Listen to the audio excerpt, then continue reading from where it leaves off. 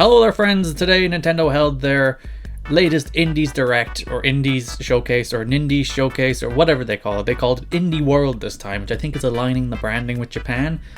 It also means the very gross word Nindies appears to be dead, which I think is better for the world, that they're not calling anything Nindies anymore. But they do these showcases once, twice, sometimes 3 times a year, where they showcase all the cool indie games coming to Nintendo Switch, and they're somehow getting even better, because the last one had Cuphead and Cadence of Hyrule, as well as a whole bunch of other stuff. But like, Cuphead and Cadence of Hyrule are Nintendo Direct level announcements, and this one had another couple of Nintendo Direct level announcements. So I thought I'd count down the 5 most interesting things that came out of the Indies World Showcase. There's a bunch of other games as well, like Dungeon Defenders Awakened looked cool, but I've never played a Dungeon Defenders game.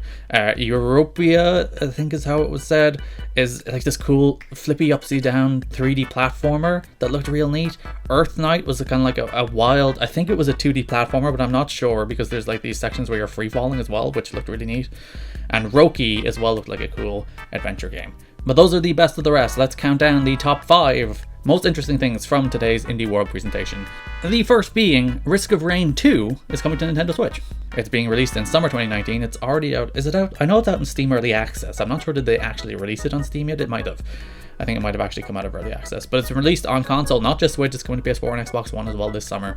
It's a sequel to the original Risk of Rain, but it's a very different game because it's taking the original Risk of Rain, which was a 2D procedurally generated game, and making it 3D, which is a fairly radical shift. I like the first Risk of Rain. I think it's a good game, and I'm looking forward to seeing does it work in 3D. I'm skeptical, but I'm looking forward to seeing it. It comes out summer 2019. Number 4, we had 2 shadow drops. So this is technically 2 things under one category, so it's kind of cheating. But 2 very good shadow drops as well, might I add.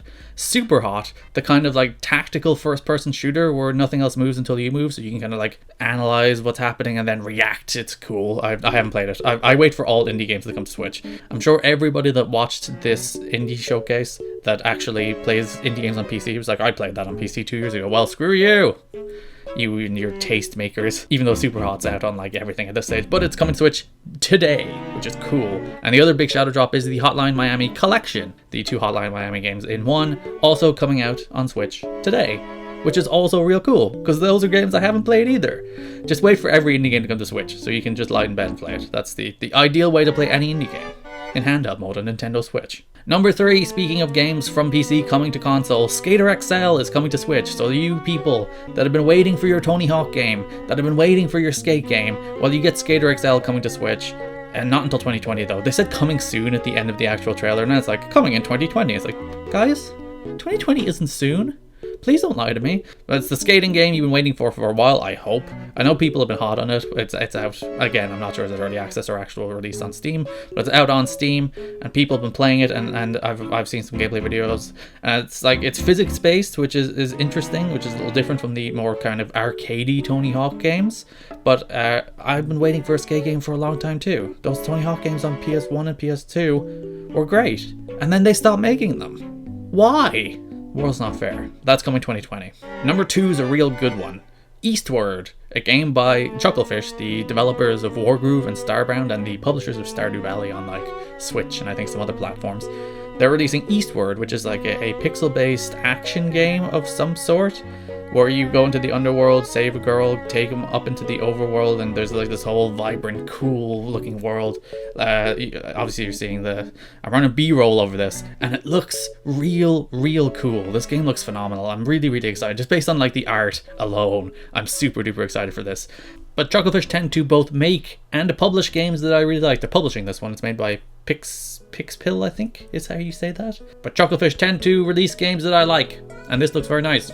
Just based on the art alone, Eastward, being released in 2020, I can't wait. It's actually interesting that so many of these games, fair enough, they shadow drop 2, so you can't really give out about, oh, their games are really far away, because they give you 2 of them right now in this Indie Showcase, Indie World, Indie Direct. It's none of those. Well, it's one of those things. It's Indie World. But yeah, Eastward coming 2020 from Chucklefish. Look forward to that game. If that game's not good, I will be sad, but it looks good. And then, as usual, their one more thing is one of the biggest things announced. Ori and the Blind Forest Definitive Edition is coming to Nintendo Switch on September 27th. That is, of course, an Xbox exclusive. It even has Xbox Game Studios on the screen when they're announcing it. Which I know Nintendo and Xbox are friends now from Minecraft and from Cuphead, but it's still real wild to see just an Xbox Game Studios game being announced in a Nintendo presentation. And it's really interesting that they put them in the Indies Directs, because like Xbox isn't an indie. I don't think Microsoft is an indie, and yet here we are, them publishing games on Nintendo Switch, and that's where they choose to put them. Like this is an E3 level announcement. Never mind an Indies showcase and an Indies World presentation. I'm gonna have to find out what words you have to call this. Indies World, it's fine. But yeah, Ori and the Blind Forest is a game I've never played. Every time I've watched Microsoft's E3 press conferences, because obviously Ori and the Will and the Wisp is coming next year. But every time I've watched Microsoft's press conferences and seen this game or its sequel, I'm just like, oh, that game is so pretty, I want to play that game. But I've never owned an Xbox, and I've never really had an inclination to own an Xbox, even though I just said an Xbox game is really pretty and I want to play it. And I know it's out on PC too, but I never play games on PC. I'm just weird like that. And it's cool it's coming to Switch. It's a good Switch game. All games are a good Switch game, but this is a good Switch game, as Microsoft and Nintendo are best friends. And that's a weird one-way relation. I guess Microsoft makes money publishing games on Switch, but it's like they're not getting anything going the other way. I wonder how happy Microsoft are about that. But they're best friends, and we're getting cool games. And that is all I need. Those are your 5 most interesting announcements from today's indie world. Another really good presentation. There's a lot of games. There's even in the highlight reel, there's a bunch of games like Cat's Quest 2 coming out. Cat's Quest is a good game. Cat's Quest 2 I'm sure will be phenomenal. But like even in the highlight reel, there's a bunch of games that like, oh, that looks cool, that looks cool. Sometimes you come out of these indie showcases and you're like, all right, there's some pretty good looking games, but no heavy hitters.